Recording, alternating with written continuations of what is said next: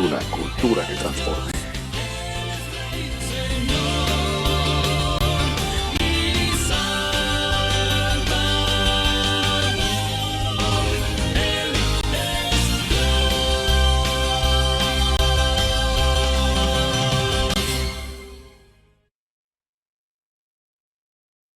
Tardes, estudios de Alfa y Omega, una cultura que transforme.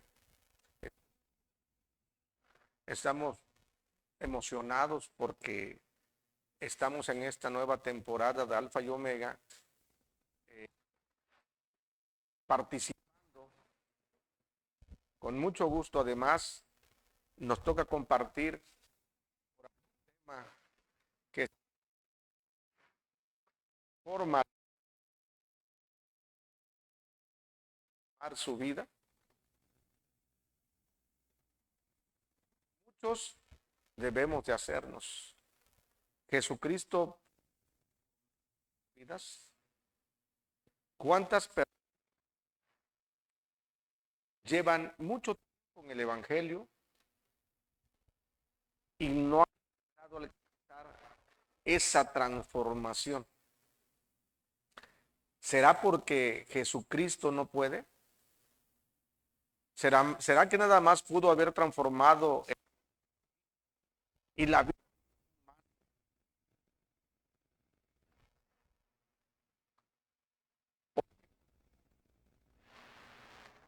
que pueda estar pasando? ¿Por qué la vida de un creyente no puede ser transformada? Vamos a entrar en lo que es el Evangelio de Juan, en el capítulo 2, del verso 1 al 11. Y dice así: en el nombre del Hijo y del Espíritu Santo. Al tercer día se hicieron unas bodas en Caná de Galilea, y estaba allí la madre de Jesús. Y fueron también invitados a las bodas Jesús y sus discípulos. Y faltando el vino, la madre de Jesús le dijo: no tienen vino. Jesús le dijo: ¿qué tienes conmigo, mujer? Aún no ha venido mi hora. Su madre dijo a los que servían: haced todo lo que os dijere. Allí 6 tinajas de piedra para agua, conforme al rito de la purificación de los judíos, en cada una de las cuales cabían 2 o 3 cántaros. Jesús le dijo: llenad estas tinajas de agua, y las llenaron arriba, hasta el tope. Cuando el maestro, entonces les dijo: sacad ahora y llevadlo al maestresala. Y se lo llevaron. Cuando el maestresala probó el agua hecha vino, sin saber él de dónde era, aunque lo sabían los sirvientes que habían sacado el agua, llamó al esposo y le dijo: todo hombre sirve primero el buen vino, y cuando ya han bebido mucho, entonces el inferior, mas tú has reservado el buen vino hasta ahora. Este principio de señales hizo Jesús en Caná de Galilea y manifestó su gloria, y sus discípulos creyeron en él. Bendecimos el Jesucristo, quien le dijo: y hermano, el pastor Álvaro Somellera. Amados hermanos, tú que me estás viendo en esta hora, te invito que reflexiones junto conmigo en esta palabra. Es importante meditar en ella. Es importante poder estar atento a lo que Dios nos quiere hablar en esta hora. Voy a hacer una oración para que el Santo tome el control de todo esto. Usted también puede cerrar sus ojos y orar junto conmigo. Padre, en esta hora Te damos gracias, Señor. Te damos la gloria y te damos la honra porque usted la merece. Señor, mira, Padre, estamos en esta plataforma predicando tu palabra, Señor. Y yo te pido, Padre, que seas tocando corazones, Señor, a toda la multitud, Padre, que vean este programa, ya sea en esta hora en vivo o en el momento que ellos la reproduzcan, ya que va a quedar grabado, Padre bendito Dios, para que esté al alcance de toda persona, Señor, que quiera tener acceso con carbón encendido, Dios, y toma mi humanidad, Señor, a mi vida y a la vida de esta cámara. Te lo pedimos en nombre de tu Hijo amado, Cristo Jesús. Amén y amén. Hermanos, dice, al tercer día se hicieron unas bodas en Caná. Para que nosotros podamos, al tercer día de qué, o sea, al tercer día de qué, cuando nosotros decimos al tercer día, quiere decir que antes, contexto, ahí mismo, en el libro de Juan, en el capítulo 1, vamos al 49, 50 y 51, en el 49, y le tú eres el Hijo de Dios, Rey de Israel. Respondió Jesús y le dijo, porque te dije, te vi debajo de la higuera, ¿crees? Cosas mayores que estas verás.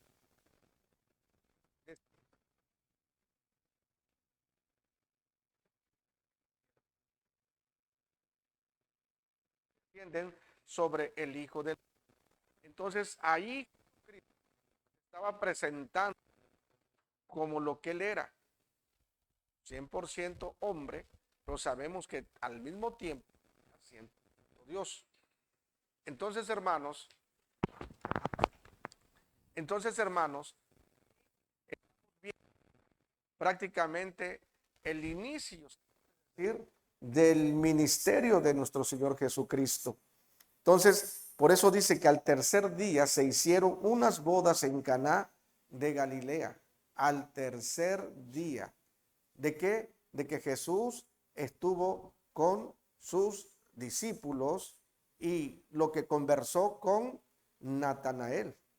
Entonces, hermanos, ahí prácticamente le estaba diciendo Natanael, y lo que has visto no es nada comparado a lo que tú vas a ver. Obviamente, en esa boda, nos dice la palabra que se acabó el vino. Y estando la madre, pues, le pidió el favor de que, pues, él hiciera algo porque el vino se había acabado. Lejos de pensar María de que Jesús iba a hacer ese milagro de conversión. Pero mire, en el 6 dice, estando allí 6 tinajas de piedra para agua, conforme al rito de la purificación de los judíos, en cada una de las cuales cabían dos o tres cántaros. Vamos a analizar este verso. ¿Qué representan las 6 tinajas? Porque algo debe de representar. Dice, y estaban allí 6 tinajas de piedra para agua, conforme al rito de la purificación de los judíos. Los fariseos habían establecido la tradición de lavarse las manos antes de comer. Muchos de los ritos que los fariseos existían se cumplieran, no eran ordenamientos expresados en las escrituras, pero exigían que se llevaran a cabo como si lo fueran. Es decir, las tradiciones que ellos tomaban acuerdo, ¿verdad?, llevar a cabo, las querían elevar al nivel de la palabra de Dios. Es decir, acuerdos de hombre elevados al estatus de la palabra de Dios. Entonces, ese era el problema que ellos traían, ¿sí? Por eso dice, y vieron que algunos de sus discípulos comían pan con manos impuras, es decir, sin habérsela lavado. O sea, los fariseos y todos los judíos viven aferrados a la tradición de los ancianos. De modo que si no se lavan las manos muchas veces, no comen. O sea, ellos tienen que lavarse las manos. Acuérdense cómo le decían a Jesús, le demandaban que por qué sus discípulos comían sin lavarse las manos. Cuando vuelven del mercado, cuando vuelven de la calle, de hacer sus quehaceres, no comen si no antes se lavan las manos. Y conservan también muchas otras tradiciones. Sabemos que las tradiciones son de hombres, como lavar los vasos en el que beben, los jarros, los utensilios de metal y las camas. Esto lo podemos ver en Marcos 7, 2, 4, ¿verdad? Ciertos escribas y fariseos de Jerusalén se acercaron entonces a Jesús y le preguntaron: ¿por qué tus discípulos quebrantan la tradición de los ancianos? No se lavan las manos cuando comen el pan. Él respondió: ¿por qué también ustedes quebrantan el mandamiento de Dios por causa de su tradición? O sea, a ver, ¿por qué ustedes quebrantan la palabra de Dios a causa de lo que ustedes acordaron con sus ancianos? Acuerdos de hombre. Los quieren hacer o elevar al estatus de lo que es la palabra de Dios. Entonces, aquí dice que el número 6, hermano, 6 cántaros, 6 tinajas, sabemos que representa al ser humano, porque al sexto día creó Dios al hombre. Dice, aquí lo vemos en Génesis 1, 27, 31, y creó Dios al hombre a su imagen, a imagen de Dios lo creó, varón y hembra lo creó, y vio Dios todo lo que había hecho, y aquí era bueno de gran manera, y fue la tarde y la mañana, el día sexto. Así que el día 6 significa y representa lo que es el ser humano. Hermanos, en Apocalipsis 13, 18 dice: el que tiene entendimiento cuente el número de la bestia, pues es número de hombre y su número es 666. Entonces, ahí podemos nosotros respaldar lo que significa el 6 y creo que pues todos lo sabemos, ¿verdad? Pero vamos a ver las tinajas. Al ser los implementos para efectuar un rito, acuérdense que las tinajas eran importantes para simbolizar lo que es el rito de la religión. La tinaja mediante las cuales el pueblo cumplía con el ritual impuesto por los fariseos representan el esfuerzo humano. O sea, una tinaja representa que ellos quieren lograr agradar a Dios a través de la fuerza humana, a través de méritos. Ellos quieren agradar a Dios, quieren alcanzar a Dios, porque así sus creencias religiosas, ¿sí?, se establecieron. Entonces, hay que destacar, hermanos, que la religión así opera. Así operaba en aquellos tiempos y así opera en estos tiempos. La religión dice que tú no puedes alcanzar el cielo si no es a través de obras. Pero la Biblia nos enseña algo muy distinto, que todo es a través de una sencilla fe. ¿Sí? A través de una sencilla fe, de creer que Jesucristo lo cumplió todo. El único gran sacrificio ya se cumplió en la cruz del Calvario. Ya no hay más sacrificios por hacer. Solamente creer lo que el Hijo de Dios llevó a cabo en el Calvario. La piedra representa la inflexibilidad y la impermeabilidad. Las tablas de Moisés, lo sabemos, eran de piedra. Y así también lo es el corazón del religioso, hermano. El religioso endurece su corazón. ¿Sí? ¿Por qué, hermanos? Porque verdaderamente es lo que hace la religión. Te endurece el corazón a creer la palabra de Dios, pero sí lo tienen dispuesto a creer sus mandamientos de hombre, sus tradiciones de hombre. Y por eso lo decía Ezequiel en capítulo 11, verso 9, cuando decía que él va a quitar el corazón de piedra y va a poner uno de carne, uno que sienta.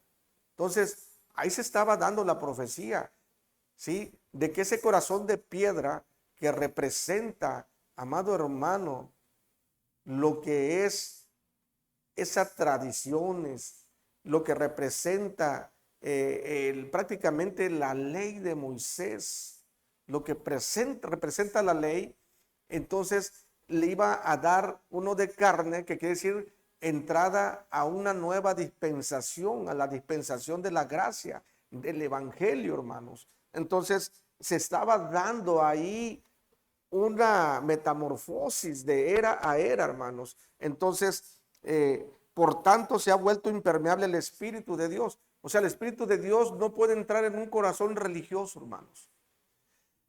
La religión es un muro muy difícil de tirar, hermanos. Todavía el muro de la hechicería, de la idolatría, se tira, se logra tirar en el nombre de Jesús. Pero el muro de la religión, hermano, es muy, muy, muy duro. Sabemos que para Dios no hay nada imposible. Si logró tirar el muro de la religión que había en el corazón de Saulo, que posteriormente fue transformado igual que el agua en vino, él empezó a representar lo que era la gracia, a predicar lo que era el evangelio. Ahí Pablo sufrió una transformación. Fue quitado el corazón de piedra y fue puesto el corazón de carne, que está profetizando Ezequiel en el capítulo 11, verso 9. Entonces, hermano, la piedra simboliza el corazón duro a causa de la tradición religiosa. ¿Qué representa el agua? El agua pura de lluvia simboliza la limpieza del Espíritu de Dios. Sin embargo, con el tiempo el agua, al permanecer estancada, hermanos, pierde su pureza.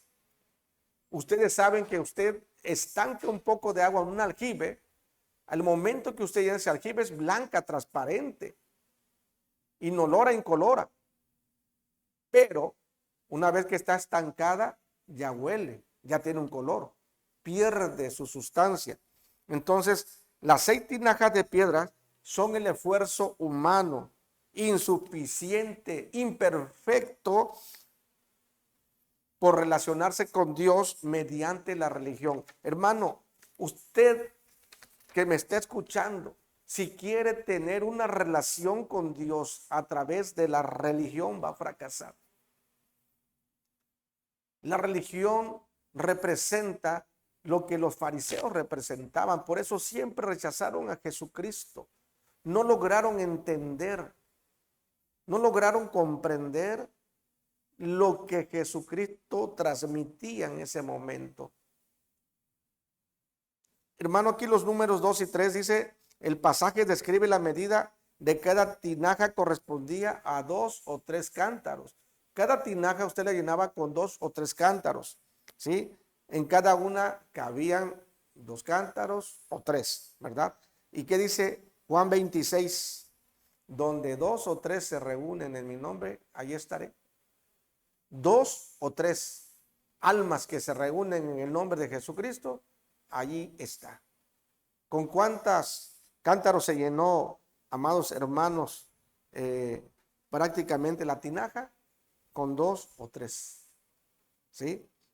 Entonces, hermano, porque 2 o 3 se reúnen en mi nombre, allí estoy yo en medio de ellos, perdón, Mateo 18:20. Así que, ¿a qué se refieren esos cántaros? A las almas que siguen a Jesús, hermano. Donde 2 o 3 almas se reúnen, allí está él, hermano. Jesús les dijo, llenad estas tinajas de agua. Juan 2:7. La medida de cada cántaro es aproximadamente entre 100 o 115 litros. Las tinajas eran lo que nosotros modernamente ahorita conocemos como tinacos o aljibes. Sí, Jesús le dijo, llenad estas tinajas de agua. Imagínese, hermano, los sirvientes llenando un aljibe de 150 litros, de 100 litros. Era una chamba, hermano. O sea, ¿qué tiempo se llevaron en llenarlos? O sea, ¿qué tiempo tardó Jesús en hacer ese milagro? En hacer ese suceso, en llevar a cabo esa acción. Nada más en lo que los sirvientes se apuraban a llenar esos aljibes. Imagine esos sirvientes, hermanos, trabajando. ¿Por qué? Porque aquí se cumple un acto de obediencia en esos sirvientes. Porque ellos se hubieran podido rebelar. Espérense, a nosotros nos mandaron a servir la comida y las copas de vino en charola, pero no nos contrataron para llenar estos aljibes de agua. Se hubieran podido rebelar. Mas, sin embargo, la autoridad de Jesús, ¿verdad?, en esos servidores penetró hasta su corazón, que ellos empezaron a hacer lo que Jesús les había indicado. Porque recuerden que María le dijo, hagan lo que Él les diga. Entonces, allá se había establecido una autoridad, y lo más bonito de esto, que los servidores obedecieron. Y gracias a esa obediencia pudo haber un resultado de conversión. Hermano, no perdamos de vista la época en la que se encontraba Jesús. Era una época de la ley. Era una época donde Jesús estaba a punto de comenzar su ministerio. ¿Qué le dijo a su madre? ¿Qué traes conmigo, mujer? ¿Qué tienes conmigo? Aún no se ha llegado mi hora. ¿A qué se refería? Espérate, me estás adelantando los tiempos en el que yo tenga que comenzar mi ministerio. Entonces, hermano, ¿cómo llenamos un recipiente del tamaño, por ejemplo, de un tinaco? ¿En qué tiempo lo llenamos? ¿En una hora? ¿En media hora? Depende del trabajo, ¿verdad? Entonces, hermano, aquí, amados hermanos, tenemos que destacar también algo que se llama obediencia en la humanidad de esos varones que estaban sirviendo. Porque se requería un arduo esfuerzo, hermanos. O sea, era trabajo y ellos no habían sido contratados para eso, ¿verdad? Pero más sin embargo, confiaron y cumplieron la instrucción que Jesús les dijo. Llenen estas tinajas. Y dice la palabra que la llenaron hasta arriba, ¿verdad? Entonces, hermano, aquí nosotros podemos entender también como cuando le dio la orden, no sé si recuerdan ustedes, dice, cuando Felipe le dijo que ya no había pues pan, ¿no? ¿Y qué le dijo? Hacer recostar a la gente. O sea, imagínense, la gente tuvo que seguir la instrucción que los líderes le habían dado de parte de Jesús. Y ellos hacen un acto de obediencia, se recuestan, y el resultado ya lo sabemos. Cuando le dice a Pedro, ¿sabes qué? Tira la red a la derecha. Le está dando también una instrucción que Pedro humanamente habría dicho, bueno, ¿por qué lo voy a hacer si aquí el experto soy yo? Mas sin embargo, él confió y tiró la atarraya a la derecha. ¿Y hubo resultados o no hubo resultados? ¿Se llevó a cabo la pesca milagrosa o no se llevó a cabo? Todo lo que Jesús manda hacer da un excelente resultado que desafía la lógica, la mente, el razonamiento humano. Porque tus pensamientos, dice el Señor, no son mis pensamientos, y mis pensamientos no son vuestros pensamientos. Porque vuestros pensamientos a los míos, hay una pequeña diferencia, amados, de la tierra al cielo. Fíjese qué tan pequeña diferencia, ¿verdad? Entonces les dijo, sacad ahora y llevadlo al maestresala. Y se lo llevaron. ¿Quién era el maestresala? Pues el experto, ¿verdad? Para saber si el vino era de buena calidad. Cuando el maestresala probó el agua hecha vino, sin saber él de dónde era, aunque lo sabían los sirvientes que habían sacado el agua, llamó al esposo, lo llamó así en cortito y le dijo, todo hombre sirve primero el buen vino. Y cuando ya han bebido mucho, o sea, cuando están poquito llenos de mosto, entonces sacan el vino más inferior. Mas tú has reservado el buen vino hasta ahora. Acuérdense, hermano, para los antiguos la sangre era la vida interior de todo ser, ¿sí? Su espíritu. El vino nuevo, ¿qué simboliza? La sangre de nuestro Señor Jesucristo, su Espíritu Santo. Yo soy la vid verdadera, dice el Señor. ¿De dónde viene y extraen el buen vino, hermanos? ¿Se dan cuenta quién es la vid verdadera? Y se puede decir quién es el vino verdadero y quién es el buen vino. El maestresala lo dijo, wow, hoy estoy sorprendido. Todo hombre reserva, ¿verdad?, el vino inferior para lo último y primero saca el buen vino. Pero tú has hecho todo lo contrario. Dice, así el vino que se terminó en plena fiesta representa todo lo que nos da alegría, salud, consuelo, abundancia en este mundo. Pero no es, amados hermanos, perdurable. ¿Sí? No es perdurable. Pero por el contrario, el vino nuevo, que es mejor, es el símbolo del Espíritu Santo. Eso simboliza, amados hermanos, el vino nuevo, el Espíritu Santo, que nos dará alegría, vida, consuelo y abundancia de forma abundante y por toda la eternidad. Por eso dice, a lo último has reservado el vino nuevo, amados hermanos. Aquí este milagro trae un mensaje divino, hermanos, que el agua se convierte en vino. ¿Sí? ¿Hacia dónde apunta, hermano? Hacia la religión del pueblo de Dios. Se transforma en fe por medio del poder del Espíritu Santo, todo lo cual resulta en la vida eterna.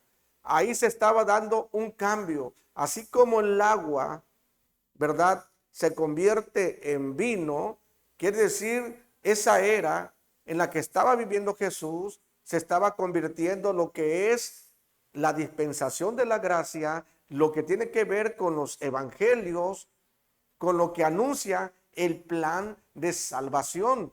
Porque hasta ese entonces, cuando Jesucristo andaba caminando, acuérdese que había una consigna con todo el mundo. Por cuanto todos pecaron y están destituidos de la gloria de Dios, lo dice Romanos 3:23. Hermanos, entonces Jesucristo ahí empezó a anunciar, y el que tenga oídos que oiga, y el que tenga ojos que vea. Por eso siempre decía el apóstol Pablo, ¿verdad?, que pidamos, o más bien lo reveló Juan en Apocalipsis, que pidamos a Dios que nos dé colirio para nuestros ojos espirituales, hermanos. Yo creo que es tiempo de ver con los ojos del alma, con los ojos espirituales. Es tiempo de pedirle al Espíritu Santo que afine nuestros oídos para escuchar con esos oídos espirituales lo que el Espíritu le está hablando a la iglesia. Es importante, hermano, así como al tercer día se lleva esa boda, al tercer día se lleva ese acto de conversión del agua en vino, hermano, acuérdese que 3 días se llevó Jonás en el vientre del gran pez. ¿Quién hacía Jonás antes de ser tragado por ese gran pez? Era un rebelde que huía de Dios. Acuérdense que fue mandado a Nínive y él huyó para Tarsis. Pero ¿por qué él huía de la presencia de Dios? Porque él quería que Hashem destruyera a Nínive. Pero ya sabemos la historia, que el Señor le dijo que más de 120,000 ninivitas que no sabían discernir entre su mano izquierda y su mano derecha, y que él tenía que darle una oportunidad para que ellos se arrepintieran de su mal camino. Entonces aquí podemos ver una conversión. Antes de que el pez lo tragara, huía. Después de que el pez lo tragó y meditó ahí en el vientre del pez respecto a su actuar, a su proceder, y cuando se arrepintió y oró y Dios lo escuchó, entonces el pez lo vomitó a tierra firme. Y he ahí como él pudo ir y cumplir con la encomienda que Dios le había dado. Otra conversión, la de Saulo. Iba en camino a Damasco a perseguir, a prender a los cristianos para agarrarlos y amarrarlos de la cola del caballo y arrastrarlos. Cuando se topó con la gracia, se topó con Jesucristo. Ahí iba la ley andando, ahí iba el fariseísmo andando, ahí iba el judaísmo andando, y se presenta cara a cara con Jesucristo representando la gracia, una nueva era. Y estuvo 3 días. Y en 3 días fue suficiente para entender lo que Jesucristo le había instruido. Porque Jesús dijo, instrumento útil me es. 3 días, hermanos. Verdaderamente, no se necesita años. Solamente 3 días. Si en 3 días Jesús convirtió el agua en vino, en 3 días Jonás entendió lo que debía de hacer de parte de Dios. Si en 3 días Saulo, posteriormente Pablo, fue transformada su alma, su vida, su ser, y hoy vemos que es el hombre más famoso del Nuevo Testamento. Todas las cartas paulinas, el testimonio tan grande que trae, cómo la misericordia de Dios puede transformar la vida del ser humano, sea como haya sido su vida, haya hecho lo que haya hecho, tenga el pasado que haya tenido. A Dios no le importa eso, porque Él quiere que todos procedamos a un arrepentimiento. Él no quiere que nadie nos perdamos. Él perdona los tiempos de nuestra ignorancia, porque como dijo el profeta Isaías, todos nos descarriamos como oveja al matadero, cada quien agarró su camino. Uno agarró el camino de las drogas, de la prostitución, del alcoholismo, de los negocios ilícitos. Cada quien agarró el camino que mejor le pareció. Pero para eso apareció el Hijo del Hombre, para deshacer todas las obras de las tinieblas. Para eso apareció Él. Y Él no vino a buscar a justos, sino a pecadores que procedan a arrepentirse. Así que si en esta hora tú le abres tu corazón a Jesucristo, Él puede cambiar tu vida. Y no le importa cuál es la situación que tú estás pasando. No le interesa, hermano, cómo te encuentras hoy, en qué camino de pecado te encuentras. Él viene a decirte, nene, si tus pecados fueran rojos como el carmesí, yo los voy a emblanquecer como la nieve. Si fueran como la grana, serán emblanquecidos como la lana. Así que, hermanos, tú no te preocupes por lo que va a pasar en tu vida futura. Solamente ocúpate en saber que hay un hombre que te ama, que hay un hombre que verdaderamente está dispuesto a abrazarte, a limpiarte, a ponerte un vestido nuevo, nuevas vestiduras, un anillo, un hombre que te dice, levántate, no peques más. Yo no vine a condenarte, yo no vine a acusarte, yo vine a salvarte, porque tengo un plan de vida eterna para tu vida. Así que si hoy escuchas la voz de Dios, no endurezcas tu corazón. Ábrele tu corazón a ese hombre tan maravilloso. Ábrele tu corazón a ese hombre tan precioso y sublime. A ese Padre de gloria que no le importó dejar su condición de Dios y vino a esta tierra corrupta, corrompida, a morir por ti, a morir por mí. No se aferró a ser igual a Dios. Él se despojó de su trono y vino a morir como si fuera un malhechor. Se hizo obediente hasta la cruz. Todo por ti y por mí. No hay un acto de amor más grande que el que Jesucristo hizo por ti y por mí en la cruz del Calvario.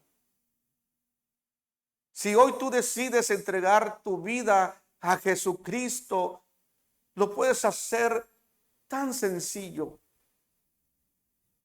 La Biblia en el libro de Romanos capítulo 10, versículo 9 y 10 nos dice que si tú confiesas con tus labios que Jesús es el Señor y que Dios le levantó dentro de los muertos, tú serás salvo. Porque con tu boca se confiesa para salvación y con el corazón tú crees. Cree con tu corazón. Así que si tú quieres en esta hora tener la salvación y la vida eterna, repite conmigo esta oración tan sencilla, pero muy significante. A donde tú te encuentres, inclina tu cabecita, cierra tus ojos y repite conmigo: Señor Jesús, en esta hora yo me arrepiento de todo lo malo que he hecho. Señor, reconozco que he hecho de mi vida lo que yo he querido. Pero en esta hora, Señor, que estoy escuchando este mensaje, Padre, yo me arrepiento y confieso con mis labios que tú eres mi Señor, que tú eres el Cristo, el Hijo del Dios viviente, que dio su vida por mí en una cruz de Calvario, que fuiste sepultado y resucitado al tercer día con el poder del Espíritu Santo, y que hoy tú vives, que hoy tú reinas a la diestra de Dios. Señor Jesús, apunta mi nombre en el libro de la vida con letras de oro, que si yo muriese hoy, Señor, estoy seguro que me voy contigo al paraíso. Gracias te doy, Señor Jesucristo, por adoptarme como mi Padre. Y hoy ya sé que mi nueva naturaleza, mi nuevo estatus es en condición de hijo. Si hiciste conmigo esta oración, tú eres salvo. Y la palabra dice: cree en el Señor Jesús, serás salvo tú y toda tu casa. Dios te bendiga, Dios te proteja, Dios te guarde donde tú vayas, donde quiera que vayas. El que te habla, tu amigo y hermano, Pastor Álvaro Somellera. Bendiciones. Por aquí tenemos una conexión, ¿verdad? Aquí tenemos una conexión. Por aquí tenemos personas que nos escribieron. Mandamos saludo a mi hermano José Eduardo Santos. Dios te bendiga, hermano en Cristo. Pánfilo Méndez, bendiciones. José Roberto Salgado, gloria a Dios.